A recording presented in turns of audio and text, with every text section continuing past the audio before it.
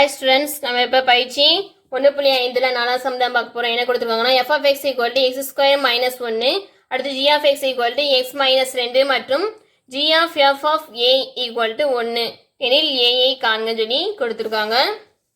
என்ன கொடுத்திருக்காங்க? f of x equal to x square minus 1 கொடுத்திருக்காங்க. அடுத்து g of x equal to x minus 2 கொடுத்திருக்காங்க. g of f of a equal to 1 சொல்லியிருக்காங்க. அதாவது g of f of a எப்படி எழுதிக்கலாம்னா g of f of a சொல்லி எழுதிக்கலாம். இப்போ முதல்ல என்ன கண்டுபிடிக்கணும்னா f of a கண்டுபிடிக்கணும். இங்கே f of x கொடுத்துருக்காங்க, f of a கண்டுபிடிக்கணும். முதல்ல f of a கண்டுபிடிச்சிக்கிடுவோம். f of x என்ன கொடுத்துருக்காங்க? x ஸ்கொயர் மைனஸ் 1 இருக்கு.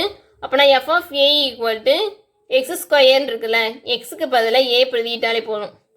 a ஸ்கொயர் மைனஸ் 1 இருக்கு. இப்போ இதை கண்டுபிடிக்க போகிறோம். அடுத்து g of f of a கண்டுபிடிக்க போகிறோம். Equal to g of f of a எழுதிக்கலாம். அது g of f of a கண்டுபிடிச்சிருக்கோம் a ஸ்கொயர் மைனஸ் 1. இப்போ g of a square minus 1 கண்டுபிடிக்கணும். g of x equal to x minus 2 இருக்கு. xங்கிற இடத்துல a square minus 1 பிரதிட்டாலே போதும். அப்படின்னா a ஸ்கொயர் மைனஸ் 1 மைனஸ் 2 இருக்கும்.